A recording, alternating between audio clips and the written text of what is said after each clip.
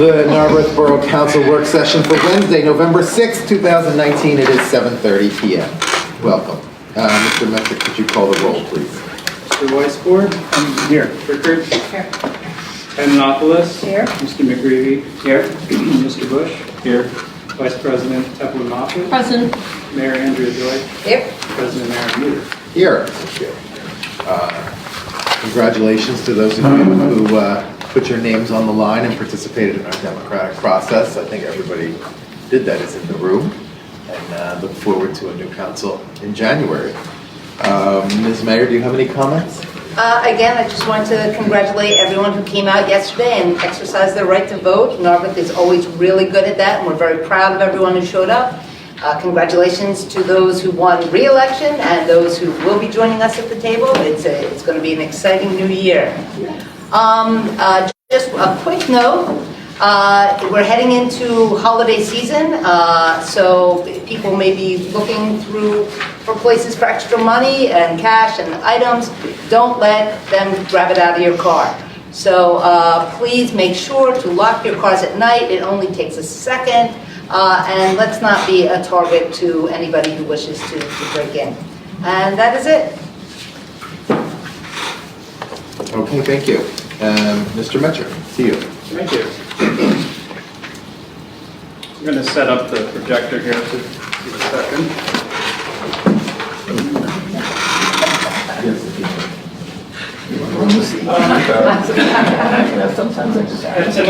Tonight's meeting is the presentation of our 2020 operating budget for the general fund, the sewer fund, and the solid waste funds. We're going to advertise this. Hopefully there'll be a motion that council can act on to advertise this proposed budget, which has to be done 30 days prior to council being able to vote on it, which is why we're doing it this evening. So I want to go over in some detail what the budget has in it and what is proposed. The budget will change between now and the end of the year, and it will change through action of council that you'll take at your next business meeting, workshop meeting in December, and maybe potentially at the business meeting in December. But we're really looking to get our budget numbers figured out in the next 4 to 5 weeks through committee meetings and our council meetings. But before I get started, because I like to have fun when I do presentations, and it's going to be a participatory presentation. Wait a minute. I was kind of hoping for better turnout. But there are all these people playing at home. We are going to play. I see everyone is kind of in my generation here. We're going to play bingo. It's called public meeting bingo. So if any elected official or I mentions any of the words on this bingo card, go ahead and mark it off with the pencil. And I'm going to give our three members of the audience. I got a couple more to go around. Ed or John, you want to take a chance? Play some bingo? I know. Do they get to know what the words are? Anybody up here want to play? I took the free version, free online version of this, and we get 8. We can share. Yeah, we'll share. Should show the people at home. The rules are, Yes, all the words I hate. There's so many that I hate. now, This one I hate. if you all remember how to play bingo, you knock off the words when you say, "Can I have everyone's attention, please?"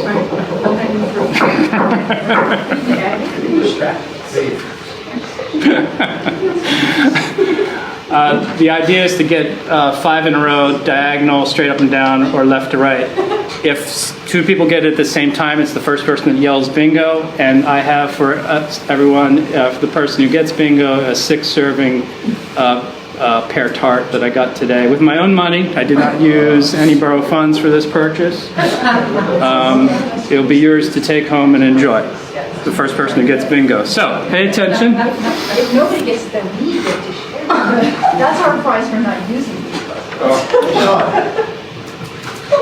So I'm going to go over a few touch points in my presentation.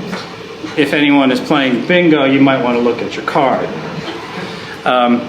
in this budget. So does anyone recognize the map up there? I got it off of narberthhistory.org. Did I say the URL right? Looks like Narberth. Yeah. Circa 1890. Fantastic place to go for you map nerds. The optics are great. What's a budget? A lot of this presentation is going to look familiar because some things don't change about this process or a budget in general. It's a financial planning tool.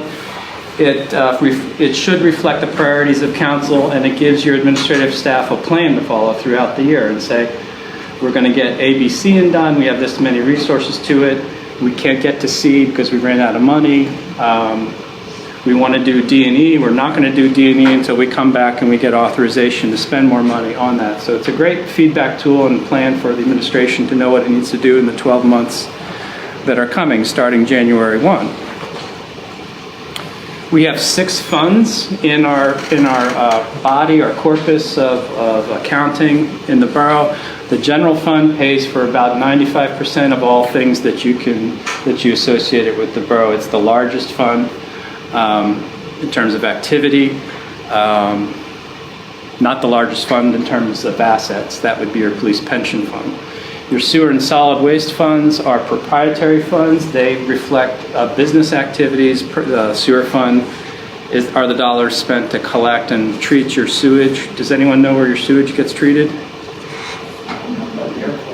It gets treated in West Philly. And solid waste, that's the collection and disposal of trash, recycling, and organic materials, as well as costs associated. We bought a street sweeper with dollars out of solid waste fund. It's paid off.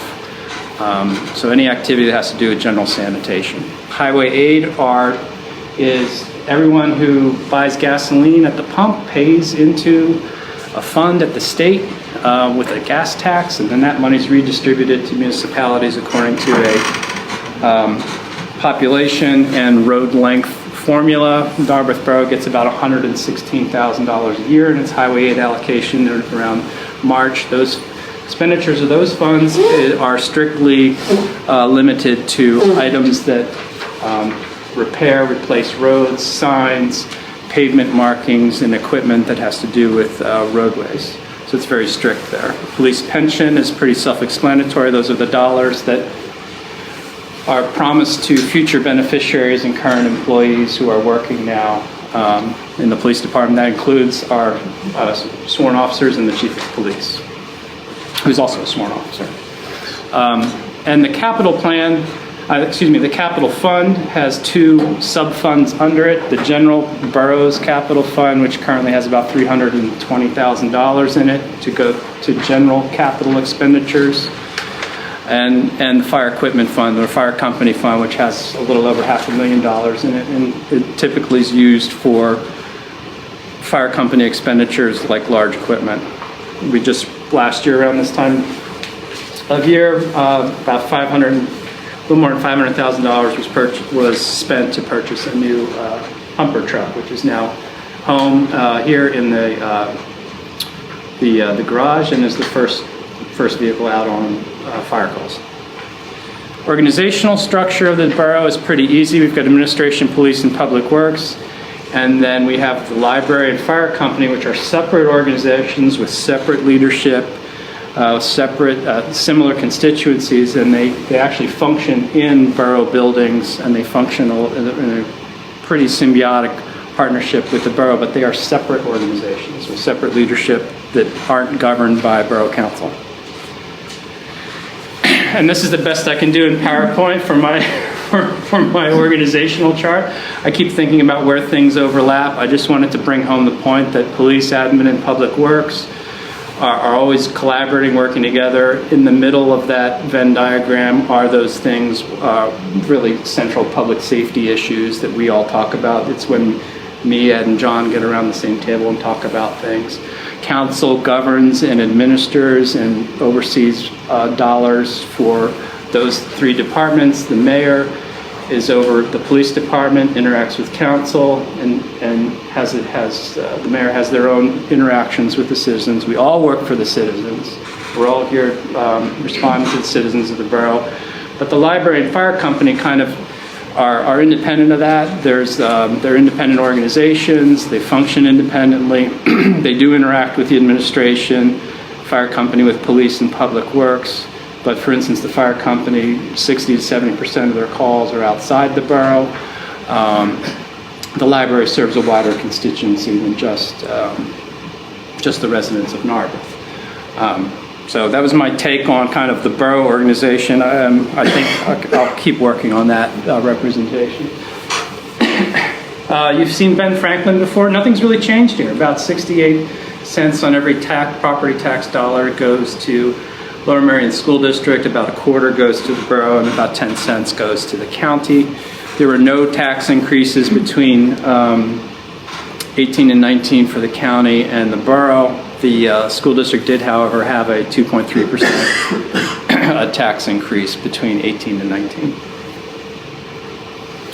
So what does your average property, not your average, but your median property in the borough, what's their tax bill look like? The median assessed value of the property in the borough is about $174,000. That hasn't changed.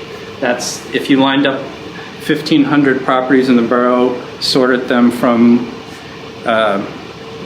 lowest assessed value to highest assessed value. The one in the middle, it would be $174,000, and that property has a tax bill of about $1,690 a year, about $140 a month. We've been talking a little bit in F&A. I talked with the chairperson of F&A about this. It's come up before in casual conversations. I wanted to this is the time I thought to mention what an earned income tax is and talk a little bit about that to everybody. An earned income tax is a tax on income of persons that either live or work in a jurisdiction. Most of Montgomery County has an earned income tax. The only municipalities that don't have an EIT at the municipal level are Upper and Lower Merion and Narberth. I think it must have something to do with the river. If you're on this side of the Schuylkill River, you don't like EITs.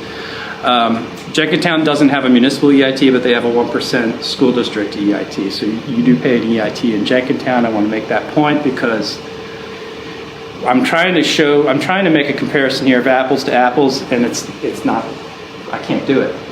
We aren't Lower Merion, we aren't Upper Merion, we don't have the second largest mall in the country in our jurisdiction, contributing tremendous amounts of business income tax. And we're not Lower Merion, we're 1/15 the size and capacity of Lower Merion, although Lower Merion does have the same sort of static tax base and static tax-based growth that the borough does. They're growing at about 0.5% a year. The borough's growing about 0.3% a year. So Lower Merion's being able to do it and able to make it work because they're economies of scale, and they're receiving more income growth out of their business privilege tax revenues. The nearest comparable here is Jenkintown, which has a lower millage rate, but I'm not putting in that 1% school district tax. So if you're take a two-income family where you're both school teachers and the household income's $150,000 a year, you're paying $1,500 above your millage rate of 8.153. So your effective tax rate in Jenkintown's a lot higher than Narberth, and it's a comparable sized municipality. But again, it's apples to lemon because Jenkintown is a lot different than Narberth. If you don't know, Jenkintown has its own school district, and that's the reason why their taxes they have that kind of weight on their tax burden, because it's difficult to run a school district with only 690 students and do it efficiently and effectively. So this is my attempt to give you an apples-to-apples comparison, but to let you know that it's difficult to do. Where we sit in the range of tax rates, we're the red bar on the right. Lower Merion is the yellow bar in the middle. Upper Merion is the yellow bar on the left. A lot of the bars to the left of Narberth also have EITs, which would push them over, over to the right-hand side of Narberth. I'd like to do a more in-depth analysis of this at some point and evaluate the possibility of an EIT in the borough, and just so we could look at it a little more critically. Some advantages of an EIT is you could have a base tax rate of, say, 1%, and year over year you could not raise the tax rate, but lo and behold, you're going to get you're going to benefit from overall rising tide of wages and population growth if you're in a jurisdiction that has population growth. There are some municipalities in Montgomery County that their entire budgets are floated by EITs because they're growing in population and incomes are rising. Now the flip side of that is you can have a recession and your revenue could take a real big hit if suddenly unemployment goes from 3% up to 7%, and there's a significant number of people in your municipality who are either out of work or underemployed, going out and getting jobs at lower wages. And so to be a municipality dependent on EIT, you have to change your mindset about what dollars you need to keep in reserve and keep your eye on different metrics in the larger economy so that you can do good 3-5 year projection planning. But it's a little different animal. Most of the municipalities in Montgomery County do it. We don't. Upper Marion doesn't. Lower Marion doesn't. It's just a fact I wanted to put out there to you. If you want to explore it more, it's something we would need a significant amount of time to look into. General fund revenue hasn't changed that much. The orange pie, again, is where your property tax revenue is coming from to fund general fund expenses. If you were to switch to an EIT, that size of that pie wouldn't change. Just a bigger chunk of it would be coming out of an earned income tax, and the property tax would go down. You would essentially be shifting the tax burden from one tax base to another tax base. But that's not the point I wanted to make here. I just wanted to make that 70% of our revenue is coming from taxable resources, which in this case is property tax. We get a pretty good sizable chunk out of fees and fines, but fees and fines are typically related to certain activities that are funded by those fees and fines. You can't fee your way out of a income crisis. You can't overcharge somebody for building permits and then apply that money to your salaries in some other department. There has to be a rational nexus between what you're charging people for certain services and permitting and what it actually costs to deliver them. You've seen this one before. You really do need a microscope to see the tax base growth over the last 10 years because it just hasn't grown that much. 0.2–0.3% per year. I will say though that with 3 very large, significant projects that received final plan approval, 1 that received sketch plan approval, there's 4 sizable projects in the development pipeline in the borough currently. You are going to see a bump in this, and it will show up on this chart, and you will see it. Is it going to be indicative of a trend? Are we going to have 3 or 4 projects like that come through the borough every year? Probably not. There's just not enough borough to do that, and not enough time to do that in. But infill and redevelopment is vital to keeping the borough active and also increasing our tax base relatively slowly over time. So I looked at our millage rates. I took this opportunity to think about some low-hanging fruit.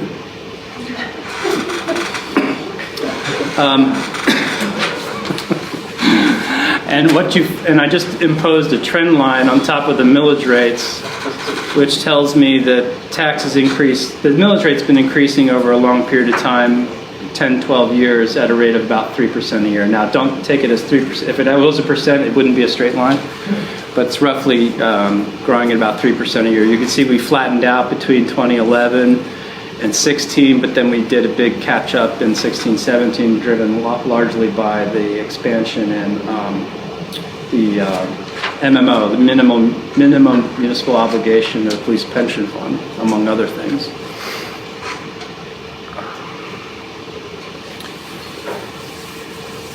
So most of our expenditures, we're going to talk a little bit about the yellow and orange at the end of the presentation. That's your sewer and solid waste funds. I'm not going to get into real big details on that, but about 84 cents on the dollar of your tax bill, so to speak, is going towards these general operating expenses.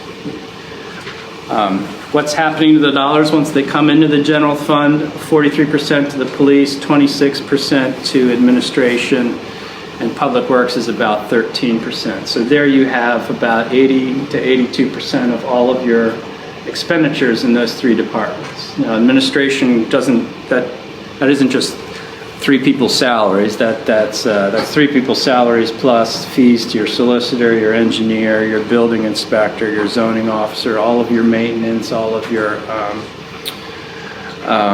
consumables, your utilities. There's a lot of stuff baked into that admin number. And there's a lot of similar stuff baked into the public works number that isn't related to personnel, but largely personnel is the biggest borough expenditure. Payroll is about $1.5 million a year. So out of like a what's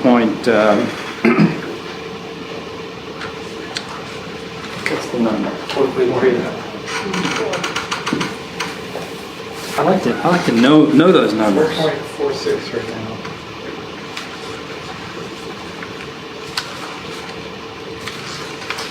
Yeah, so out of our 4.46, thank you, budget about 1.5 is payroll. So about a third of your budget is payroll related, people related. So just a quick overview. I'm going to go through what has changed since you last saw it. General fund revenue is, before we factor in any tax increase, is up about $41,000 compared to 2019, driven largely by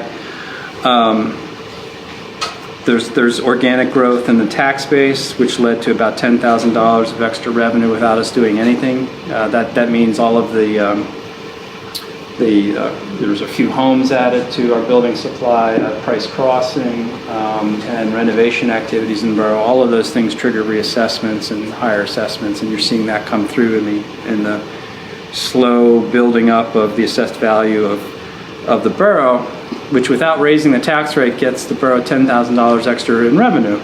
Now, I just mentioned we have a $1.5 million payroll, so $10,000 is great without having to do anything, but that's not going to, scale-wise, that's not going to help out a whole lot. We're seeing some increased revenue from 201 Sabine because we are fully rented out. We will start realizing that full monthly rental sometime in March of 2020. Because we have a tenant fit out to do in the first 2 months of that deal are rent-free while those tenant fit outs are being done. That 201 Sabine's net revenue bounces around a lot, having to do with vacancies, and those are hard to predict. You don't know if the tenant's we get one shot at doing our budget, one time during the year, and you don't know next September if your tenant up at Sabine is going to come or go and how that's going to impact things. And if that space remains unrented, like we had that variable this time last year, we had to predict a much smaller number, which we did hit. We had $216,000 in our budget last year, and we brought in $219 in revenue. So here you're seeing a prediction, a little bit of an uptick, and we're seeing a little more fees and fines. The real quick people out there are seeing $89,000 on the plus. So what's the minus getting us to 41? There's a decrease in grants and revenue associated with the bridge, and that's coming out on the expenditure side too at 95 cents on the dollar. So that's kind of almost a take it from here, take it from there situation without any real net change. I'm going to circle back to my budget line items here. I'm just giving it away because I'll just stop emphasizing things. I just try to keep you all engaged. I'm going to just highlight some of the, as I promised to you all in the email to council, I'm going to highlight the things that have changed since you last saw it. I'll get to the change in the real estate tax in a second. That has changed. That's line item 13-00010. So pause on that one a second. No changes to the administrative line items. The fire company submitted its budget that was forwarded to your attention. That has an operating expense request of $83,747. That's included in this draft. I also amended the library's operating expense from where it was in the draft you all received, which was around 209 to 234, 482. So that was an increase, roughly $25,000, give or take. I don't have any changes in the police budget to report to you. On our debt service lines, we took a hard look at the two recently approved, it's actually one, it went through one process, but we actually approved two notes because the reason we had to do it in two sections was some of the money we were borrowing is non-taxable and some of it was taxable. So the money we're borrowing to do the roof at 201 Sabine is taxable since that's under the law of commercial property.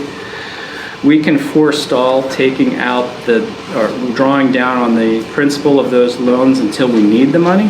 For instance, I just went to the bank this week to get the dollars deposited that we're going to need to pay the roofing contractor because I know those bills have already started coming due. We already had a $38,000 bill we paid, but we have decent cash flow in the capital fund that we can take $38,000 from the heap of cash, but withdraw what we're going to need to cover the whole expenditure. So I did a drawdown of $450,000. And in the first 2 years of the loans, you're making interest-only payments.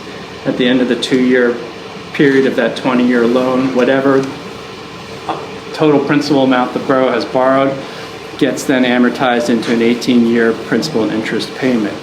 I'm telling you all this to let you know there's going to be breathing room next year, which is why we're only budgeting $38,000 instead of $63,000, more or less, in next year's budget because we can borrow the money at the moment we need it, and until we borrow it, we don't have to make any interest payments on that money.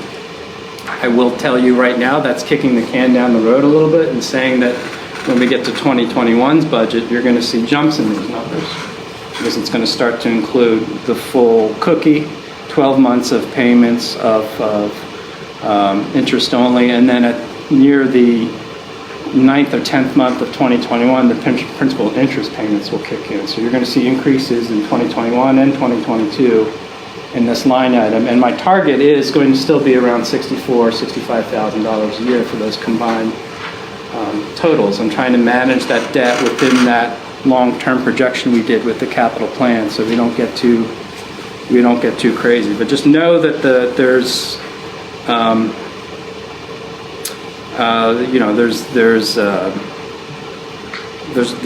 little gas in the fire in terms of those costs over the next couple of years. So those are the only changes to the expenditure side. With those changes in mind, general fund expenditures are up $218,000 compared to 2019. So there's your gap. I summarized those changes by department for you. Administration has a 0.3% raise. The fire company is a 33% raise over 2019. Library 13%. Police 5.5%. Public Works 2 3/9. And we're actually reducing our debt load. We are not highly leveraged, which is a good thing. And around this time next year, we're going to have another $200,000 loan coming off the books. It's a 5-year note that's going to create about $42,000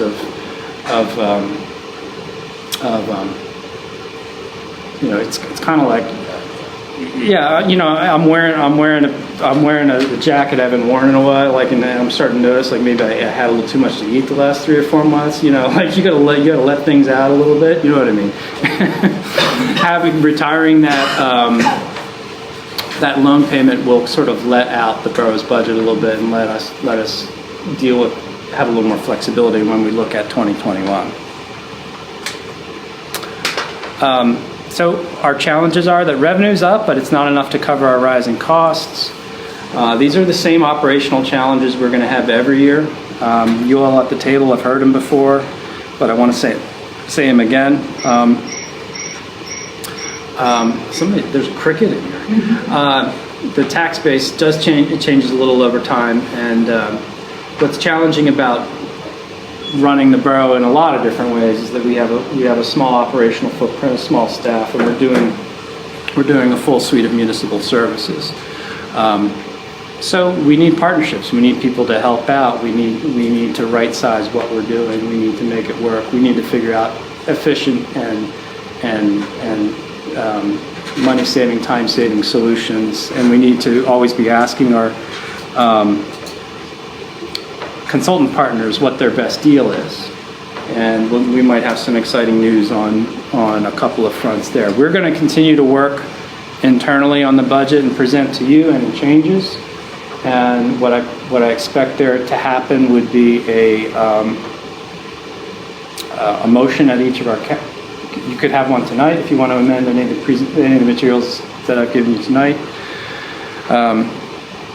Or at our next council meeting or the workshop meeting in December, where we vote on any changes to the budget as it's been presented to you. And Matt and I will continue to work and add to that list of changes because we think we might be able to trim a little on the expenditure side on a few items. But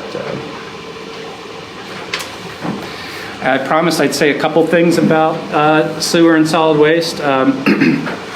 We will know more about the solid waste outcome at our next meeting when we are programmed to award our solid waste contract to the lowest qualified bidder.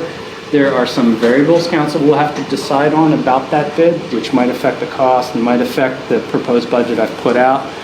Right now, costs are going up, largely because disposal costs are going up because the recycling commodity market is way different now than it was 3.5 years ago. So we're looking at an increase from 1.62 to 1.93, which is around where we were at in 2016. We've actually reduced the solid waste assessment in the last 3 years. And that works out to about $30 a month for solid waste disposal services for the average household. We're seeing increased costs from Lower Merion Township on sewage disposal, and that's simply a cost that's passed through the city of Philadelphia sends Lower Merion Township a bill for all of the sewage that enters the city through their metered interconnections with their boundary points with the city. And then the township bills us a predetermined share according to an agreement the township and the borough entered into many years ago. I think it's about 7.3% of whatever the township's bill is. We get with that bill. The overall costs have been increasing, so our monthly sewage bill now is a little over $15,500 a year, which is why the sewer tax rate is going to increase to cover those disposal costs. That's where we're seeing the increase.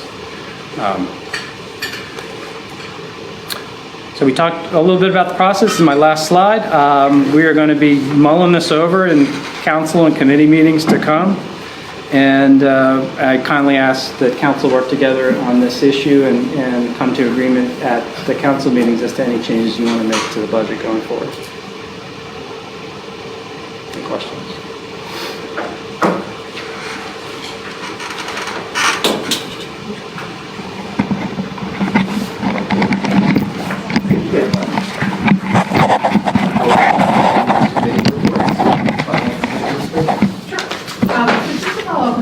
EIT portion of the presentation. So we did not talk about this in F&A, but it's something that Michelle and I actually learned about when we went to our council boot camp at the beginning.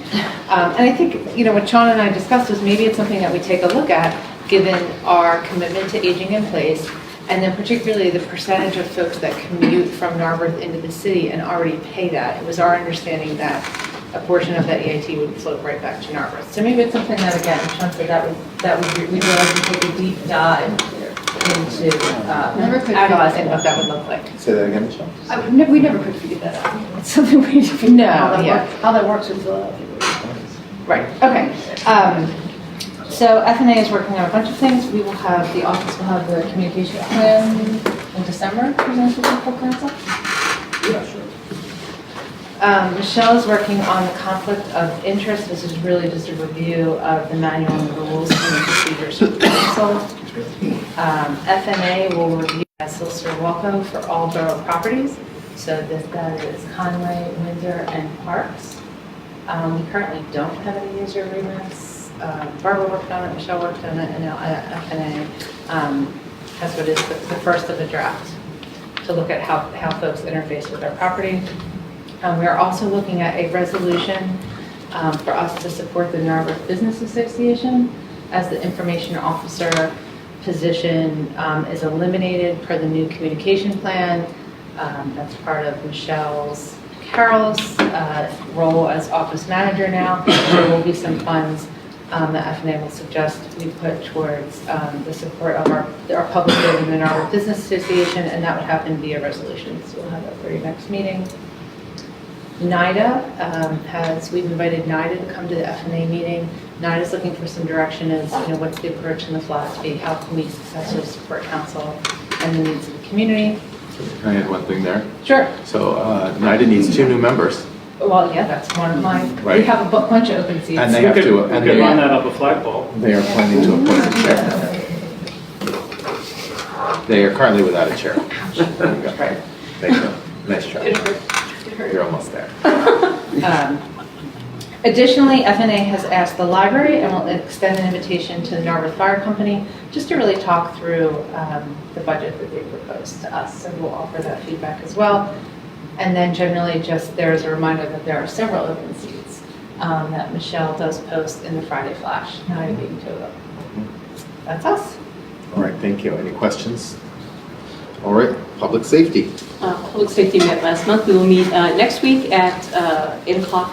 That's the 13th of this month, where we will be discussing, obviously, the change, the request, financial request from the fire department. We'll be going through that as well as some information I've requested from Mr. West regarding the Your Speed signs. He's going to bring us up to date with that information. And I think we had some ticketing questions we didn't finish, but that might just be my bad memory. But I think there was some ticketing information that you gave us an overview of how it was working, and we wanted a few more specifics. But if I've missed something, obviously, Rob and Fred will let me know. Thanks for keeping us in the loop there.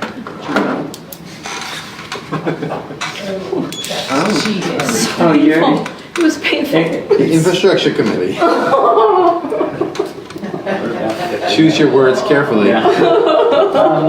Infrastructure Committee met at the 25th of October, and we discussed 2 topics. One is just a sort of a sample kind of proposal from a real estate analyst who could help us with the Save Our Alley property.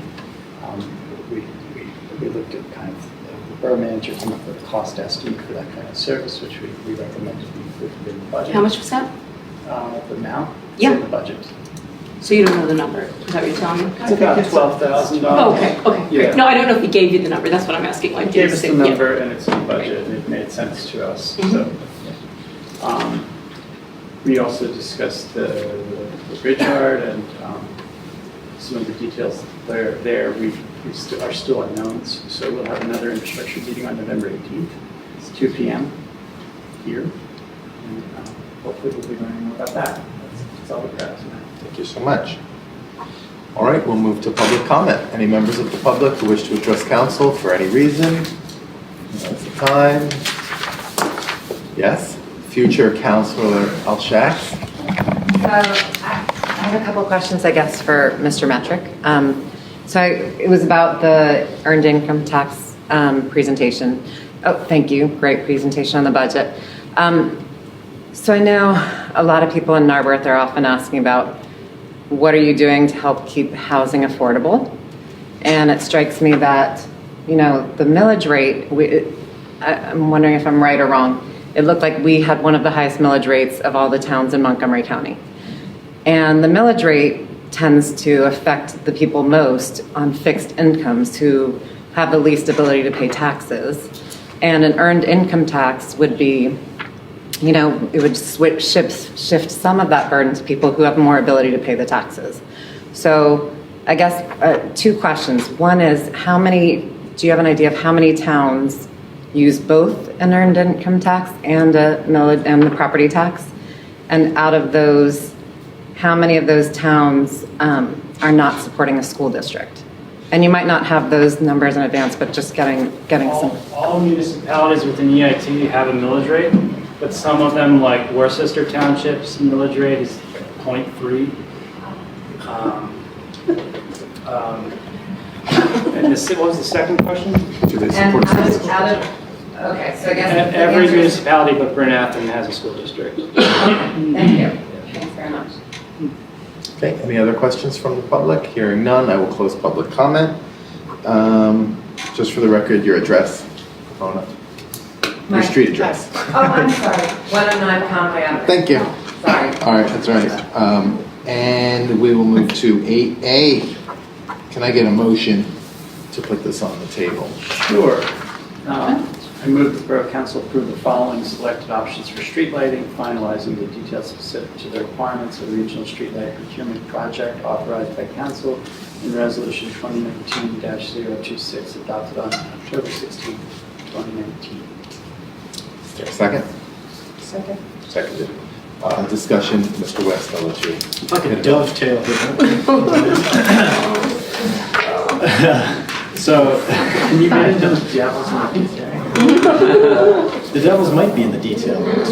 Can you drill down on that? I'm about to drill down with Mike Fuller. Before we turn it over to Mike Fuller, who's here tonight, you all had some homework to do. I asked you to do your due diligence in the past couple of weeks, go explore a couple of neighboring municipalities to put your eyes on different color options for both overhead Cobra head street lights as well as decorative lights, and hopefully you had a chance to do that. Hopefully you've had a chance to walk uptown and look at the two test lights on Haverford in front of American Family Market and Swan Dancewear. And really tonight, there is no wrong choice. It's preferential. It's what you prefer. And I really want it to be your decision, right? The council represents what's best for Narberth. What do you want this to be? What color, temperature are you most interested in? The other thing is the control versus manual controls versus no controls. Again, there is no right or wrong with it. I've actually been swayed to support the manual controls now, so long as it's not, so long as there, let me preface that by saying, so long as there isn't an expectation that residents can come in and say, I want my light in front of the light in front of my house to be turned down. It's not what it's for. But there are some added savings to it from a longevity standpoint that I could support. Yeah, so if you have any further questions, if you need any details, Mike has volunteered his time tonight. I appreciate him being in attendance tonight. He is the streetlight guru. He can answer your questions in much more detail than I could. So now's your time. Thank you. So let's just do a straw poll here at the table on the temperature. First question is anybody at the table fine with either option? Yes. Let's start there. Yeah. Okay. Having looked at the lights, I'm not going to ask who looked and who didn't, right? If you prefer 4,000, if you prefer 3,000. Can we clarify which was which? 3,000 is the warmer color. But Yeah, but which bit, in front of Swan? what? 3,000 was in front of Swan. Okay. Can I? Yes, Chime in. So I don't have a vote here, but I can tell you a little bit about my opinion. I had the opportunity to go with Councilwoman Pananopoulos to look at some streetlights in some other towns and how they felt. And also I come at it from a little different perspective in that I have some nighttime visual difficulties. And so as someone who doesn't see well at night, I found the white light a little crisper, a little cleaner, a little easier to see. I found the warmer lights, they're softer. It was of the opinion it gave kind of sleepy feeling to the area where we went. So keep that in mind when you're picking your tones and colors. 4,000 is the warmer, or is the less warm, brighter, crisper color. It's a crisper than color, but it's 3,000. easier for those of us with visual difficulties at night. Okay. So, Fred. Also, that the rest of the lights around there seem to, the current setup is more like the 4,000 than the 3,000. Yes. Yeah. I mean, it won't matter because we're replacing them all. But You're right. it's closest to what we Mr. have. Fuller, what's the approximate color temperature of the existing streetlights? It's in the 4,000 range. Okay, so, can we agree to 4,000? All right, moving on to the next thing. Thank you. Controls, Mr. Fuller, just to summarize, Yeah, tell us to again. make sure our technical understanding matches what you told us at the last meeting, which was by installing manual controls, you would buy a higher wattage light, you would dial it down to sort of nominally match what you would do without Right. the controls. Correct. But that the increase in longevity as a result of running it sort of at a less than nominal amount would sort of pay for itself over a longer period of time. That's accurate. That basically, when I did not attempt in the proposal to quantify I know. the savings associated with the That's longer life, but well, it's not. It's technology. The LEDs like to be dimmed. You do get longer life as a result of that. So by buying a bigger fixture, dialing it down, you are going to get longer life out of it. The other primary value of the manual controls is if you ever, for troubleshooting purposes, need to make an adjustment selectively, rarely, you would have that ability to go up to 20% higher, and you can go like 50% lower. Now you do have to go to the fixture. That's a manual effort. You know, it's not easy to do. We don't want to mess with the standard lighting design that we've put together, but there are instances where you need to make adjustments here and there. So those are the two primary values that you would get out of it. The one nice aspect of the manual controls is it's actually part of the fixture. So I know you're looking at the consideration of using liquid fuel funds. They're very picky about what they'll pay for. They actually won't pay for the photocell on top of the fixture, but they'll pay for the fixture. Well, you've just kind of gotten more benefit and value out of that fixture and can use liquid fuel funds for that additional cost, which has all been priced into the previous proposals you considered. Any other technical questions? Or we sort of poll for opinion? Well, I mean, I did look into, you know, the cost savings, and I couldn't find any numbers. I couldn't find anybody that came out and said, well, you know, we expect your light will last this much longer if you dim it. So it seems like it's theoretical rather than like there being a known quantity of how effective this is at prolonging lifespan. Yeah, it's definitely not theoretical, but you have to go back all the way to the LED manufacturers, the actual chip manufacturers.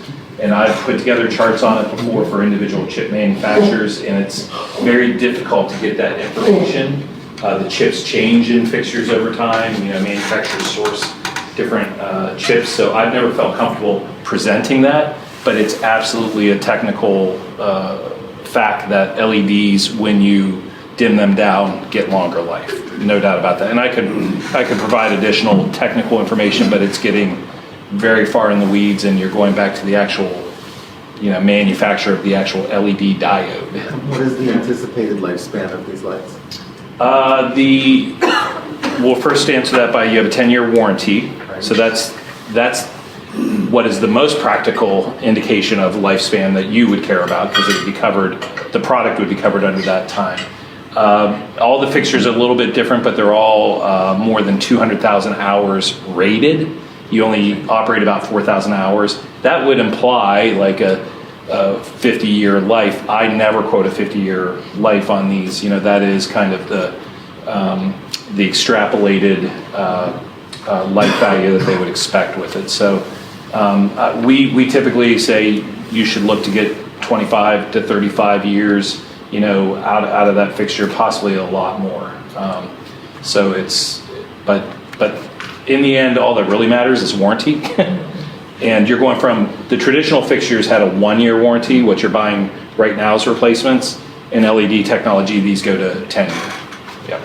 Okay, so One other question. So the manual controls would not address the intensity, you know, for our purposes.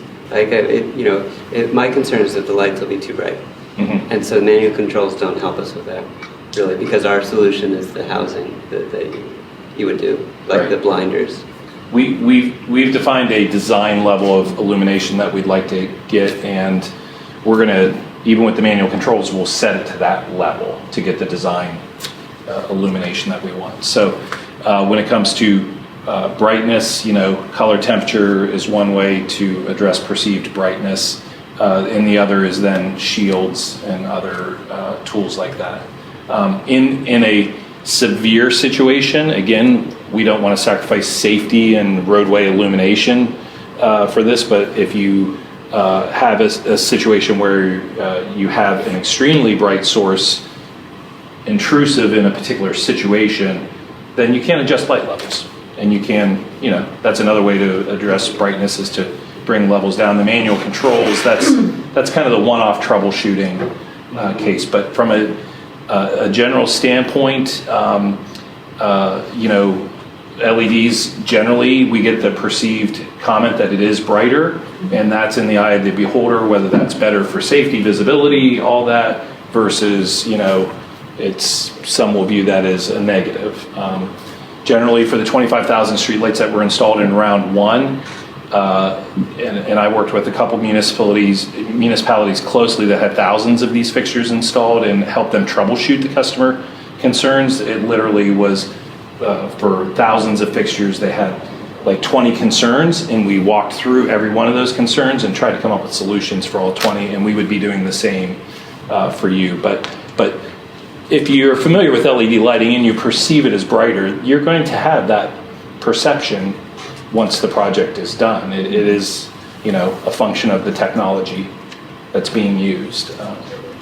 Bob, and then yeah, I don't think I'm going to understand the manual control unless I can ask a series of questions in a row. Mm-hmm. So the first question is the manual control a switch? No. Okay. So it's not a switch. It's not a dimmer. It's not like a multi-way switch. It's a 10-position selector dial. So it's a 10-way switch. Yes. So it is a switch. It's like a dimmer. It's like a 10-way switch. Sure. So you have 10 settings. So when you actually install the lamp in the fixture, right, which is the LED lamp, put it in the fixture, and then does the installer then set the switch to a position on the manual control? Yes, we specify. Or does he then meter the light? No, we specify for him what setting. So his installation sheet will actually say, on this fixture, set it to position 6. On this fixture, set it to position 5. Okay, now if we don't have manual controls, how do they make that determination of what to, of which lamp, of how to lamp the fixture? That's based on our design, and we've done a design that's based on roadway classifications and are providing the appropriate light levels for the roadway classifications. And there's no adjustability. So if you have the manual switch, you're still specifying the lamp, but what difference does it make to the installer whether there's a manual switch there or not? It's one small extra step that doesn't cost any more. Yeah, I'm still not getting it. So you install the lamp, you put the switch on the 6th position, right? Okay. You're getting a certain certain amount of lumens, right? Right. Is that what changes when you change the switch? Sure. Lumens? Okay. Yep. So you get a certain amount of lumens. So if you don't have the manual control, then you need to specify a lamp that's going to give you that many lumens right off the bat, the moment you install it. So there's not any, it's not any adjustability. So the design is the same either way. So I'm still wondering, why there's a value add for us to pay for the manual. If I may. Yeah. Okay. I said you asked a series of questions to understand what was going on. No, you were going exactly where I was going. I'm looking for the ROI.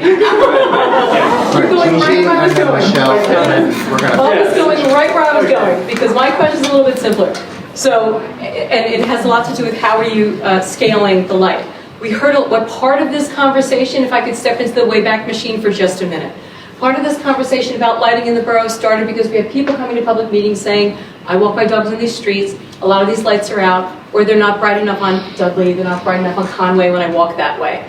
Then we have people who are up on Wayne Avenue in North Norfolk saying we get so much light from Montgomery Avenue, it's too much. So we're having those kinds of conversations. To your point is, how are you regulating? How do we know that the people on Dudley who have fewer street lights are getting what they need, and the people who are in other areas maybe don't need as much? Actually, I wasn't thinking anything of that. But if that manual control, but I want to say, but my question is, does the manual control address any of that, or they're all just set to a standard number? The manual controls are not used for that purpose. We basically have looked at roadway classes and designed the light level appropriate. This is not a new construction project. No, got it. And we basically, if the spacing is different on different streets, we don't change the design level. Right. We just want the effective area of that fixture to provide a certain amount of light, whether it's a local collector or Yep. major road. If they're closer together, you generally get more light, but we don't control that. No, got it. Pico decided where to put them 40, 50 years, 100 years ago. Bob, my understanding, and answer to your question, is that the value in it is that what they would elect to do if we were to get purchase manual controls is put in all the same amount of lumens, all the same fixtures, Yeah. probably a fairly high lumen fixture, and they would just dial them down to like 75%. They would probably, depending on the roadway, it might be set to 8, some might be set to 7. Is this relatively accurate? So none of them, No. most of them would not be at 10. That's We not have 3 flavors of fixtures. A 38 watt is the design for the local roads. A 73 watt LED is the collector road, and a 106 is the major roads.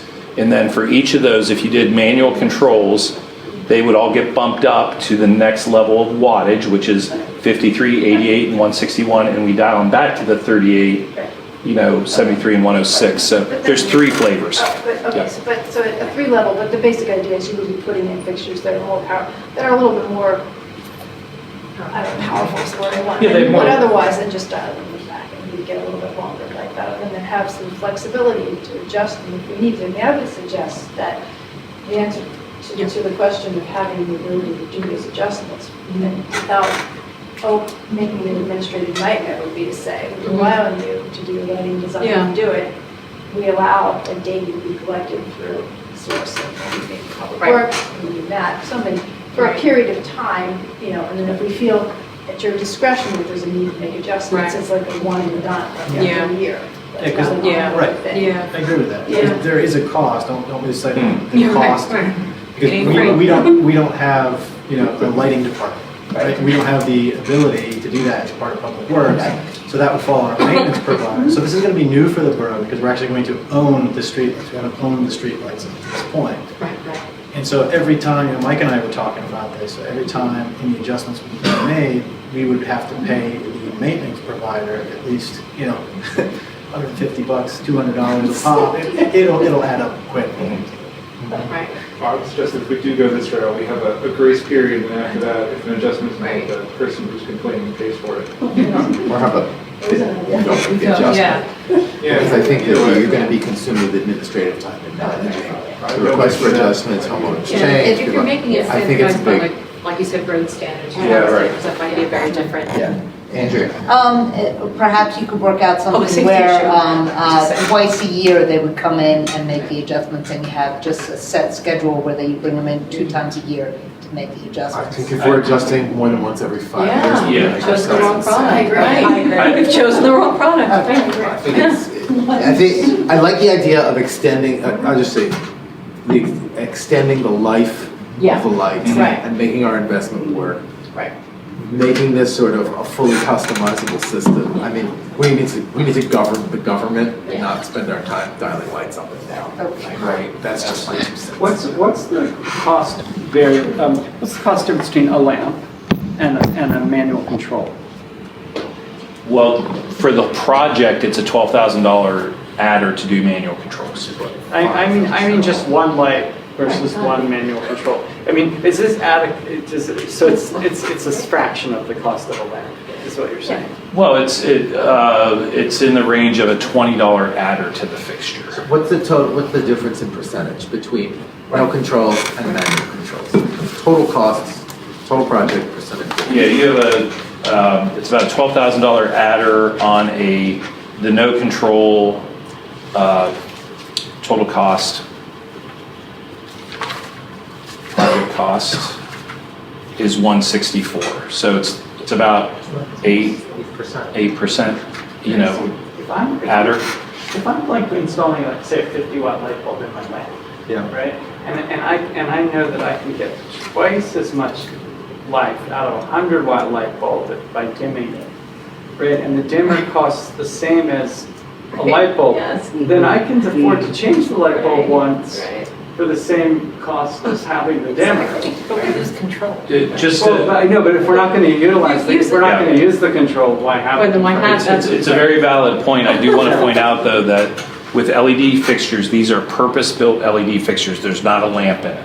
So it's not like you can go out to that. If you decide not to do controls, you don't have the ability to change that light level in the future, short of changing the fixture head. And now you're talking about many hundreds of dollars. Understood, but if the lamp, I'm calling the light up part of the Yeah. lamp. If the Mhm. lamp, Yeah. I think that's what they call them in the electrical world, they call them lamps. Light bulbs, they call lamps. Right, but with LEDs, that's even gone now. Okay, We don't well, have- the light bulb, the LED bulb, Yeah, for just, sure. so they go out, they burn out. They do burn out. They absolutely do, but that's the rated life that I stated you, which was a couple 100,000 hours. Okay, I mean, Yeah. I installed a whole mess of them in my house that I'm changing. Yeah, they're different animals between commercial and. Okay. Bulbs are different from the. It's different. I guess what he's saying is, in 10 years, if you go and you want to replace that lamp or that light emitting device because it's burned out, Right. you're going to have to replace the whole fixture. Correct. Because it's made sort of as a single unit for the manufacturer. It's not going to exist anymore. Right. Yeah, in 20 years, that 38 watt LED may be a 20 watt LED in the future. But I think if I could just chime in on one thing, when I'm asked to help people make this decision, as Matt said, there is not a wrong decision. Man, only a third of the municipalities did manual controls in the first round, so that means 2/3 decided not to. But I really think for that $12,000, do you see the value in the longer life, okay, which has not been quantified for you, be very clear about that, and the potential on a very small percentage of those fixtures to need to make adjustments in the future for, I would say, more for safety purposes than anything else. And you may sit there and say, no, that's not $12,000 of value to me, or you may say, yes, it is over a long period of time. So, Okay, we've talked. So we made a decision, we're going with 4,000. And I'm looking for a straw poll so we can sort of amend the motion on yes to manual controls, raise your hand. With the caveat that Yeah. this does not mean to the public that you call Yeah, and say, right. I'd like my light. Here's my address, change my That's light. too much of a heavy lift, bingo. We can't control, we can't control what future councils might want to do, but we can set a precedent with the installation of these Yeah. lights that this is not a Yes, thing. so I'm sorry, yes. This is not a thing. That's not a thing, yes. Please don't call Matt I don't and know. say. No, I'm sure he's right that it yeah, does. okay. One problem is that it won't extend it for 10 years. We have a 10-year warranty, so we won't see any Yeah. real cost savings on this until after that 10-year After the 10 warranty. years, right. But, it does give us flexibility a year down the line to adjust. I'm equally skeptical as to Fred's, Yeah. in terms of longevity, technology improvements, Yeah, we're gonna wanna we're like keep them. weird. But I know this community Grind it loves to all have right. it their way, and so that's where I think, okay. So, someone would like to make a amendment to the motion to add the details? So I'll just read the motion with the amendments. Yes, please. So this is just the same motion with 4,000K downtown decorative lights with manual controls and overhead street lights with 4,000K manual controls. And who seconded the motion? So you second, so, okay. All in favor? Aye. Done. Thank you. All right, moving on. the only other issue is the kits. If you're going to do the decorative kits is that a final decision? Have people looked at the trial installation of the kits? Yeah, we said that tonight, the downtown decorative. Yeah. 4,000, Okay. with the manual controls. Yeah.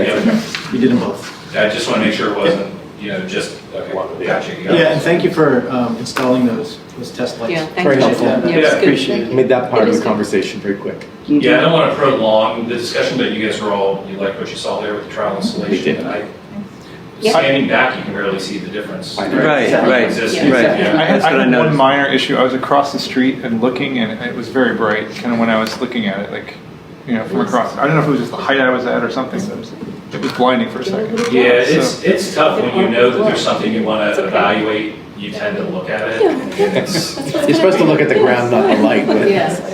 nonetheless. Game changer. Over a long period of time, Yeah. your eye does start to come down and, I But look, you notice that I just, they weren't doing the distribution light was very good on the sidewalk. It was. Okay. Well, but it's different from looking at the regular street light, or from the current lights. I mean, if you look at those, you're not Yeah. dazzled, so.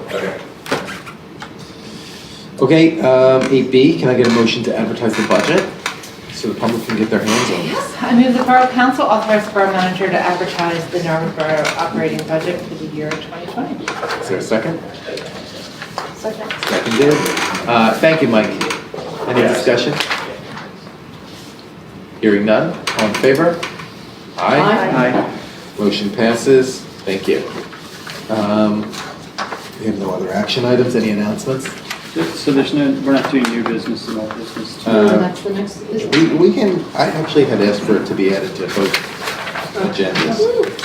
But let's do announcements and then we'll do old business and new business. Any announcements? Hearing none. Can I get a motion to amend the agenda to add 9A, new business, and 9B, old business? So moved. So moved, all, second? Second. All in favor? Aye. Okay, 9A, new business, any? I think I have old business. Okay, 9B, old business. Old business, it's just that, over the past few months, we've gotten several letters from the Planning Commission. They want us to know that they are working on updating the SALDO, the Subdivision Land Development Ordinance, and that they're looking at the 5A zoning district from the perspective that they've learned a lot from the recent development proposals, and they want to fine tune or tighten up the code based on what they've, feel they've learned from recent experience. There's as I've thought about this and discussed this with some of you and neighbors, and having lived now with that kind of little sketch that somebody made, that we asked a few years ago, we made diagramming the sunlight. Yeah. It's just sort of, it's not that extensive, but it was basically just an idea of like where the sun shines on Hartford Avenue, when the building on the south side casts the shadow. Obviously, if you build out, you get more of a shadow in the winter on the street. So, I guess as the longer we live with the changes in the zoning we've had, I'm feeling that we should. It would be great I think it would be useful to us as a community if the Planning Commission could sort of reassure us that we've got that variable correct, that the height variable is correct, if they're comfortable with that. So, and I think that's separate from what I think they're saying they're doing, which is they're really like looking at the code. Yeah, a lot of different details. There's a lot of details. So, And there's also some overlapping inconsistencies. Yeah. and I think, Right. somebody earlier, and I think it was Michelle pointed out earlier, that there's changes in topography as you go up the hill, probably. So they can look at it. Yeah. And then the third thing is they're following up on the Heritage Action Plan, and I think Todd more recently wrote about that, basically. There's just a lot to do. So I just want to mention it aloud. I'll just See if add there were thoughts to that you that, wanted to share. because I also spoke to Mr. Gressy. It seemed like there was an opportunity to use our existing contract that we're paying for with Montgomery County Planning Commission to do some of the heavy lifting for that. We already have bingo, folks.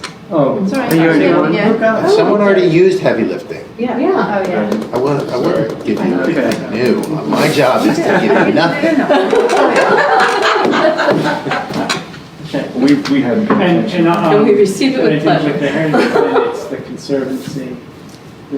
That really is going to put in time some into it dollars. as well. And so I wanted to compliment the Planning Commission for sort of Oh, wait, finding. bingo! Ah. Am I allowed to yell in the middle?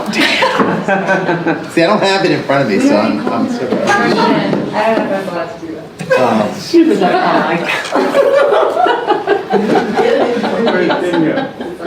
Congratulations.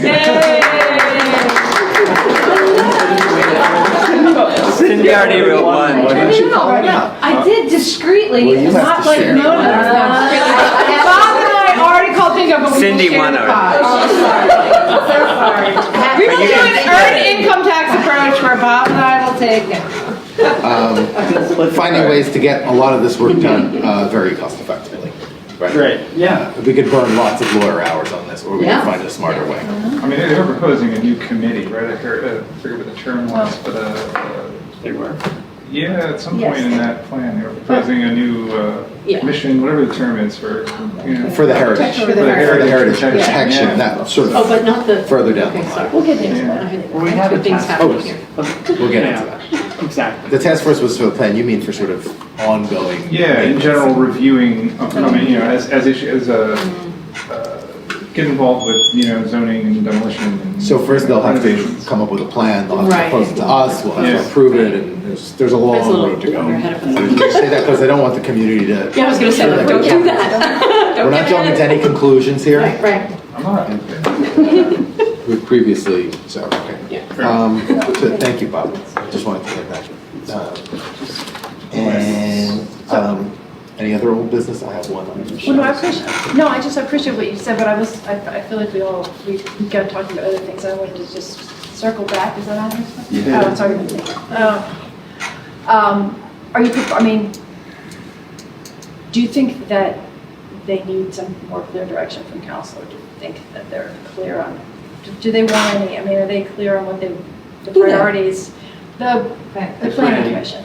Or are they looking for us to set forth like a clear, like list of priorities? When I wasn't sure. Initially, I thought they were asking council to give more of a sort of a discreet nod. And I read the summary and I thought, well, actually, they're just informing us that they're doing these things. Okay.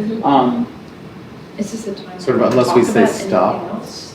They're I gonna think, go. I think last month they were asking and now they're telling, they're saying, okay, we've decided to do this. I think Dave stewed it over a little more. I mean, I know Yeah. I had conversations, Bob Yeah. had conversations. I asked at the table at the last meeting if there were sort of any major reservations. Hearing none, go for it. I guess Yeah. this was kind of an open-ended discussion at this point. Since we don't have a zoning and building committee anymore, if there were projects that a council member or council members want, or a different committee had thought could be appropriate for the planning commission, what would be the right way to bring that We'll forward? bring it to this table Just bring it. as a consensus, a majority of council, and then we would punt it to them as a work item. I mean, they work for us, sort of in that model. It's not going to go for any particular committee, we just bring up the right. I think unless it becomes so many or so complicated that I would create an ad hoc committee. Because I'm not hearing sort of, you know. Well, I mean, avalanche of work. okay, so I think I'd like to hear back from them more specifically. Like, why not one story? Why not two stories? Why three stories? Yeah, I hear you. So that's for the south side of the street. Yeah, sure. That's all. I guess I'm asking, can we have a very, I think we could ask them, would you all agree, could we ask them specifically that question? I'd like to ask I them, think That would be great. sort of for an analysis of that. I would Yeah. love to Yeah. hear, I'd love to have I them, would- yeah. their thoughts on Right, this. talk us through the pros and cons of all three, right? And how do they sort of align with the community goals with the comprehensive plan one way or another? Yeah, so, will you convey that? I will. Mr. Retzker? I sure will. Thank you. And you're gonna follow up with him on Absolutely. Yeah, okay. We talked about it. The other piece of old business I have, we passed a firefighter tax credit back in April. And in moving through the different drafts, the tax credit that we passed does not offer firefighters any credit for 2019. It would only offer them credit, would not offer them credit for service they did in 2018 on their 2019 property tax. It would only offer them credit for this year as a credit for next year. At the time, it was my understanding that that was not council's intention and that there was a desire to change it. I put it in request with John Walco to make an amendment, and he was planning a number of amendments to sort of come to this meeting. And he said, save it, Aaron, we'll save on advertising and we'll get it done then. Those other things, for various reasons, have not happened.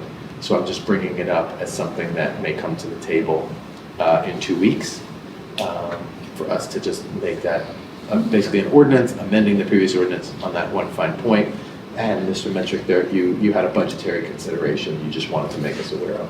Yeah, there's a new line item in the fire company portion of the borough budget, fire company volunteer tax credit, 411,187. We budgeted 3,400 in 2020. If we did this, we'd have to double that number because you'd be paying for 2 tax years. 2 years in the first year, and then it would go back down after The that. consideration is whether to make it retroactive to 2019? I mean, basically, can the firefighters receive credit for their service in 2018 or not? Or are they only receiving credit So not this year, 19 but forward? last year. Last year, so they would get credit on this year's property taxes So the budget item is at 3,400, and we need to double it. That's okay. to 7,200 for 1 year. Just as a point of context, the Commonwealth of Pennsylvania is working on a Commonwealth tax credit for funds in order to encourage folks to become volunteer firefighters. It's passed the House, and I think it's going to the Senate. Gigi, you forwarded me. There's a number of packages that are going to be presented with benefits that could directly impact, obviously, our budget and the borough and those throughout the Commonwealth, such as college reimbursement up to a certain dollar amount. There were a number of things that they were looking to pass. And I will say this on the record, and only once. If the Commonwealth feels that firefighting is so important and needed, as we do in this room, I would suggest to the Commonwealth to man up and start paying and start working with the Firefighters Association and professionalizing their staffing and the people who serve us and our neighboring community, as we heard, 6 or 7 out of 10, and make sure that these folks are paid and do the whole package.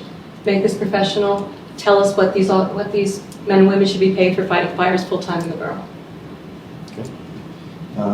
Any other old business? Hearing none, I'll take a motion to adjourn. Moved. Second. We're going to go into executive session for personnel very briefly following the meeting. All in favor? Aye. Aye.